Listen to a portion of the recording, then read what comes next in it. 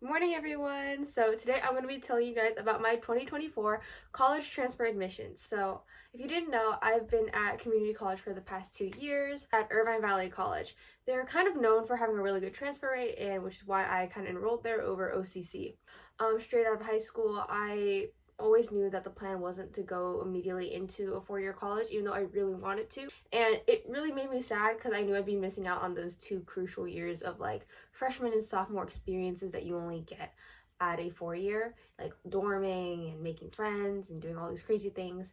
But unfortunately, financially for me, it just wasn't a very viable option for my family. So we decided that community would be the best option to take. And even then, during the 2022 college admission cycle, I didn't even get into any colleges I liked anyway. So I think this worked out for the better. And money-wise, it just wouldn't be the smartest decision since I'm trying to essentially get out of college debt-free, which so far I think I've accomplished pretty well. But even then, I'm trying to make sure my finances are something that I can have more control over. So with that being said, I went to community college. I did it for 2 years, 5 semesters, one summer semester, and then four regular spring and fall semesters. And I essentially finished with a 3.8 GPA. With that being said, though, I'll get into now my stats before I transferred into my colleges. So, my stats were I was a 3.81 GPA, and in college, they don't really have weighted GPAs compared to like high school GPAs where you have like honors classes and AP classes and stuff that can weigh in. Or at least at the college I went to, pretty much even if you did honors courses, you still had like whatever grade you got was the grade you got. I was in the Irvine Valley College honors program, and I recommend you do an honors program in any community college you go to. It's a big boost on your transcripts, and it can really help you get into the colleges you want.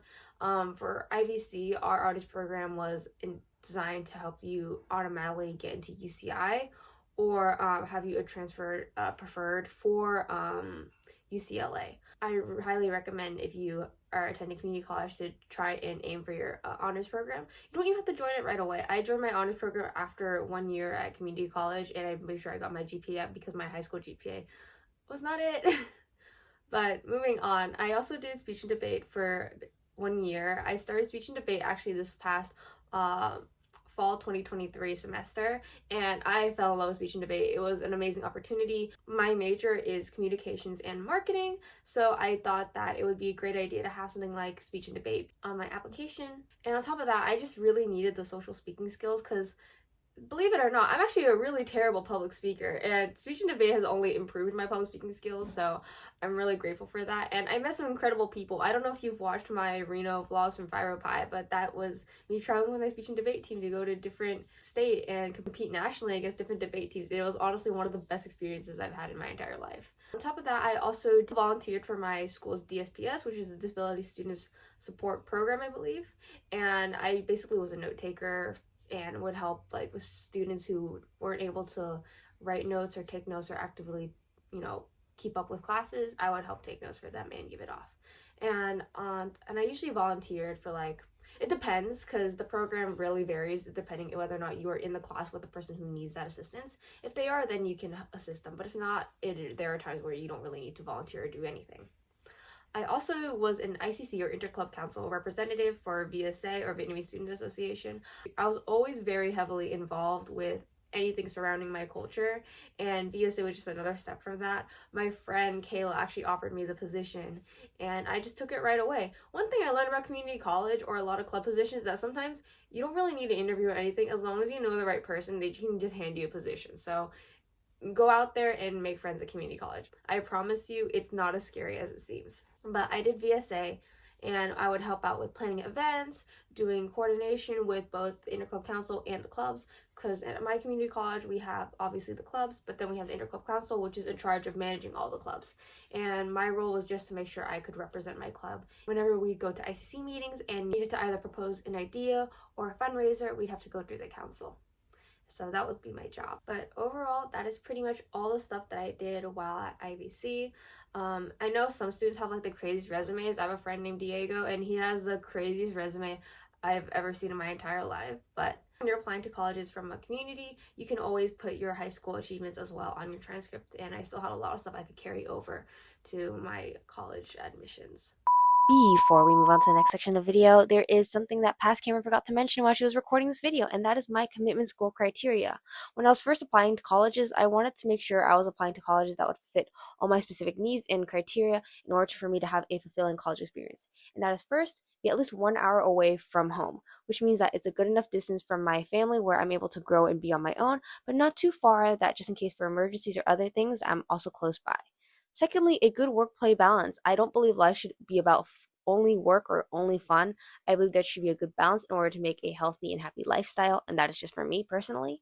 Thirdly, a pretty campus. I hate dull campuses. I like pretty campuses with pretty buildings and pretty scenery that will make me feel happy. And fourthly, a diverse student body. I don't want to go to a place where there's only one group of people or one predominant group of people. I don't believe it would be very enjoyable for me, which is why this counts out schools like UCI, which are primarily Asian people, UCR, primarily Asian people, and UC Berkeley, which is notoriously known to have a terrible work-life balance, and most people there are suffering every day from school. So, with that being said, we can move on to the next section of the video. So, getting into where I applied. So, I applied as a communications major to UC San Diego, UCLA, UC Santa Barbara, and UC Davis. I also applied as a marketing major to Loyola Marymount University and USC. I only applied to 6 colleges, and for the most part, USC was my dream school and was the school I was aiming for, but you'll see how that panned out later. So to start off, my first decision for UCSD accepted with almost full ride. I really loved UCSD. I think it was one of my top UC choices. And I remember when I was applying for the UCs in high school, I was more upset I didn't get to San Diego than LA. And the case applies even now. UCLA rejected. And honestly, I did not care that UCLA rejected me. UCLA is a good school by any means, but honestly, personally, I never really understood the hype behind UCLA, but that's just me. Some people love the school, and I can understand why, but it was just not a school for me. But UCSD, when I found out I got in, I cried my eyes out because I was like, oh my god, I would have never achieved this when I was in high school, but I did, so I was really happy. Moving on, UC Davis accepted, and UC Santa Barbara accepted. Both of those schools are really great, and I really love Santa Barbara's campus. It's really pretty. But I was never able to visit Davis due to the distance from how far it is because I'm from Orange County. But I would love to see more of the campus if I had the opportunity. And then moving on to Loyola Marymount, I was accepted with a scholarship of only $8,000, which unfortunately means that I wouldn't have been able to attend anyway because the cost for the school is $76,000. So yeah, Loyola Marymount was kind of crossed off my list. And lastly, USC, my dream school, I got rejected. And in all honesty, it's okay. I loved USC. I loved visiting the campus as a kid, and I always imagined myself I'd be there. But unfortunately, things don't always go your way. And ultimately, I'm going to be committing to, drumroll please, UC San Diego! I will officially be a Titan this coming fall 2024-2025 season. The reason why I finally decided to commit to UCSD, I think I kind of made it obvious when I said I was crying my eyes out when I got accepted, but UCSD is a gorgeous school, amazing programs, the only UC that actually offers a marketing minor, which is the major I wanted to do in the first place since the UCs actually didn't really have any business majors, and if they had a business major, I'd have to take Calc 2 as a transfer prerequisite, and I did not want to take Calc 2 because I hate Calc. I'd rather take it up there. This is where I'll be heading this fall. So with that in mind, for anyone watching this video, I know some people stress that in community college you should try to aim for the very best, and you should always aim for the very best. And unfortunately with me, my community college experience, I unfortunately did flunk a couple classes. Not really flunk, I got a B, but I didn't get a perfect 4.0 GPA, and I know some people would be scared that it could affect their UC decisions because now everything's getting more and more competitive. But if you really work on your extracurriculars, focus on your essays, especially your essays, I guarantee you're going to have a great shot at any of those amazing colleges. But with that being said, that will wrap up for this video today. I hope you guys enjoy it. If you have any more questions about community college, please leave them down below, or the transfer process, please leave them down below. I will be answering all of them in a upcoming video about my experience with community college and what to expect from it and my advice. So please let me know. I love you guys. I hope you guys have a wonderful day. Don't forget to follow me on my socials. I'll see you guys in the next one. Bye bye.